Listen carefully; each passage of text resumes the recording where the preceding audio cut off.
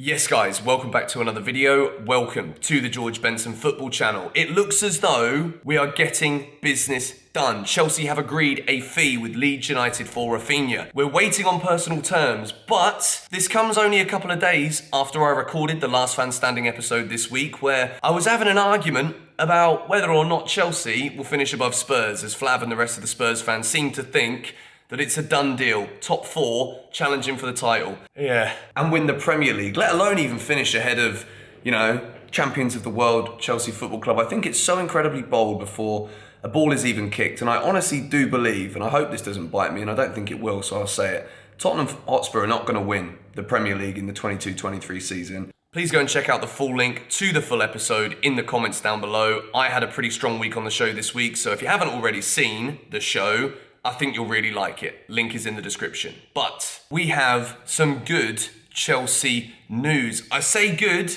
in the first instance. We're going to talk today about my thoughts on this whole story. Chelsea have signed Raphinha. We are currently just waiting for personal terms to be agreed.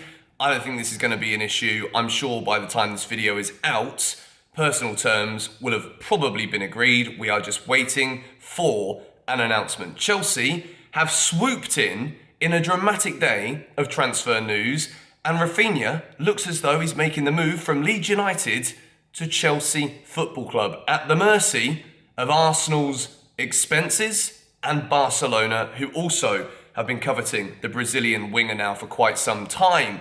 I want to talk about whether or not I think the fee is a good thing, which I know it's kind of a weird subject because it's not my money, so the fee shouldn't really matter to me. And as I always say, regardless of who puts on a Chelsea shirt, whether it's new, old, bad signing, good signing, whenever they play for Chelsea, we support everybody. And I know that a lot of people might think, well, you don't like Raphinha? You'd rather have Timo Werner going down the wing? You'd rather have Hakim Ziyech, who's a want-away player, going down the wing for Chelsea? Not entirely, but we're going to discuss this. Chelsea have been after Raphinha for quite some time. Back in January, we spoke with the player. There's also a clip of Thomas Tuchel talking to Raphinha at Stamford Bridge on the touchline after the game. People can say whatever they want about what was said, what was exchanged, but Tuchel reportedly wanted the player. Chelsea have been trying to negotiate with Raphinha since January.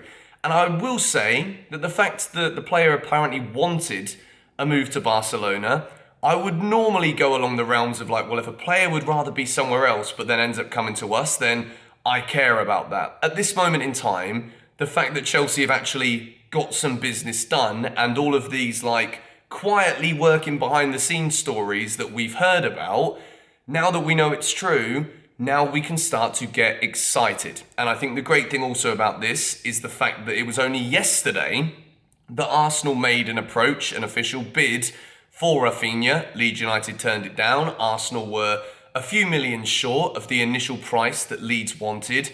Barcelona also made an offer that was nowhere close to the kind of muscle that Chelsea are showing with this bid.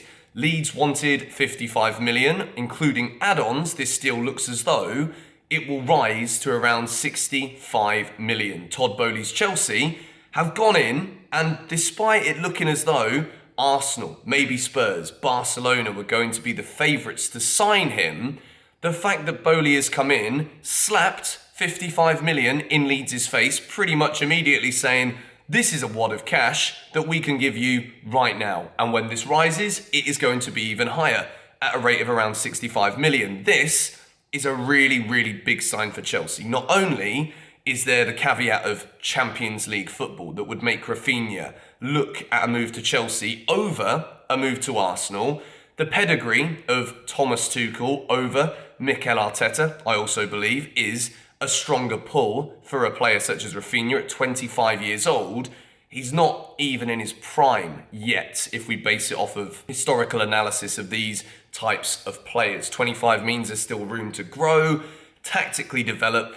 And I think when we look at the stats last season at Leeds, 35 games, 11 goals, it's not a bad return at all. And I think the thing I like about Raphinha is whenever there's a player that comes in from a team who are not as good as the one that he's moving to, you've got to kind of look not necessarily at the output based on the way that that team play.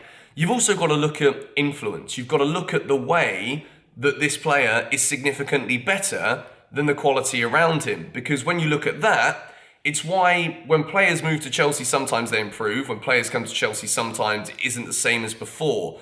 A lot of that is down to style. But when you've got a player who's already done it in the Premier League, compared to a lot of other potential signings we've been looking at, even a Dembele, and Chelsea have approached Dembele, but we're going to talk about Sterling a little bit more after we finish this Raphinha discussion. The fact that Raphinha's done it at Leeds is caused trouble for a lot of the big teams. This really excites me. The only issue I have is that still, it's a massive chunk of money. 55 million immediately, 65 million. We were promised a budget of 200 million pounds. We still haven't signed any defenders. We have started to look at players such as Nathan Ake from Manchester City. I think Ake is a decent player. Thomas Tuchel reportedly wanted him at his time in Dortmund, but at the same time, this is a player that Chelsea have let go before. Is Nathan Ake as good of a footballer as Rudiger? I'm going to go as far as to say no.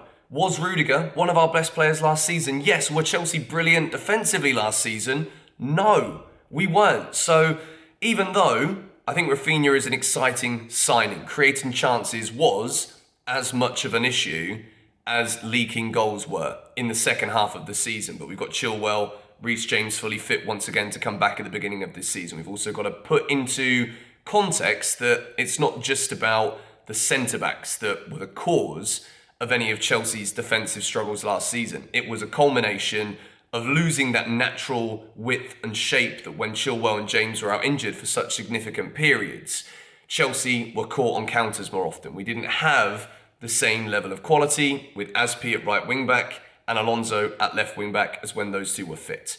I think Raphinha, with his direct style, his ability to take players on, he loves to run, and that is exactly what we need. He's very, very good in the final third too when it comes to making the right choice between either a cross, a shot, a cutback, and if it also means that we can see Mount drop back into a midfield three, then I think Chelsea will naturally develop. And I think Mason Mount being one of the front three has simply been a result of so many members of that potential front three just not being up to the standard that we would want and expect on a consistent enough basis. So I must admit, this is an exciting signing. He got 14 goal involvements last season in a Leeds United side that struggled for pretty much the whole season and only really survived on the final day.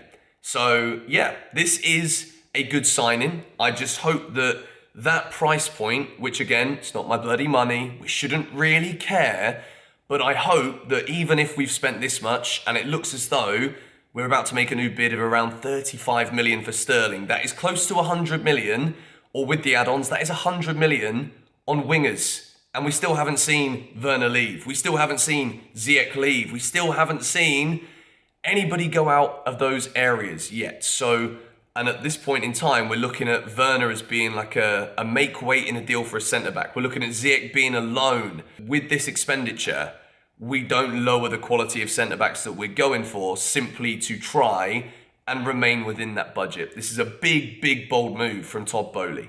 I think Raphinha is a quality player. My only concern, to repeat it once more, is that this price could well end up being at the detriment to the quality that we desperately need to replace Rudiger, Christensen, potentially Azpilicueta. Let me know your thoughts on that in the comments down below. As for other news, Chelsea are still trying to work on deals for centre-backs. It looks as though the valuation of Juventus for De Ligt and their reluctance to be interested in Timo Werner plus cash means that we might have directed our attentions towards maybe Skriniar, who we've spoken about before.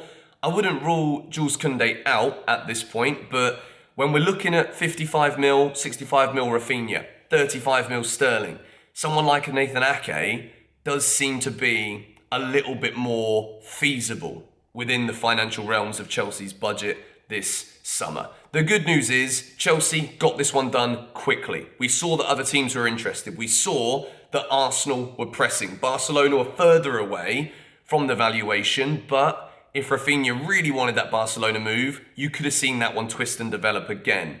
Dembele is still a player that we've obviously been linked with heavily. There has been no improved contract offer from Barcelona as of yet. The question is wages. Will Chelsea, now that we've signed Raphinha, be willing to offer Dembele the level of wages, even if it's free, that somebody else might want.